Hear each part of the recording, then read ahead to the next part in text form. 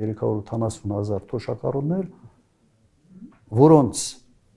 ըստ էության թոշակների մասով նույնիսկ ինդեքսացիա չի արվել։ Մի քանի անգամ ասել են թոշակներ են բարձրացնում, մի քանի հազար դրամով, բայց ինֆլյացիայի ավելի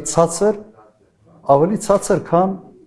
ինֆլյացիան 8%-ով։ Ուրեմն թվերը պաշտոնական հետևյալներ, մոտ 26% ինֆլյացիա ա եղել, այս ընթացքում 22%-ով միջին կենսաթոշակն է ավելացել։ Հիմա նայեք, հարցը ինչի մեջ է, երբ որ դու ինֆլյացիայի մասով ավելացնում ես թոշակը, դրա անունը թոշակ ավելացում չի, դրա անունը ինդեքսացիա է։ Ուրեմն դա այն է, ինչ դու պարտավոր ես անել։ Հիմա այդ ինչ որ պարտավոր են անել, ներկայացնում է որպես թոշակի ավելացում, ինչ լավություն արեցին։ Եվ եթե դուք համեմատեք այդ նույն ընթացքում քանի տոկոսով է աճել պետական պաշտոնյաների աշխատավարձերը, նո ֆանտաստիկայի ժանրից է։ Ֆանտաստիկայի ժանրից։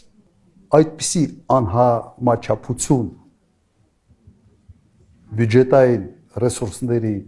ծախսման տեսանկյունից ուղղակի ինձ ծանոթ չի, հայտնի չի ինձ։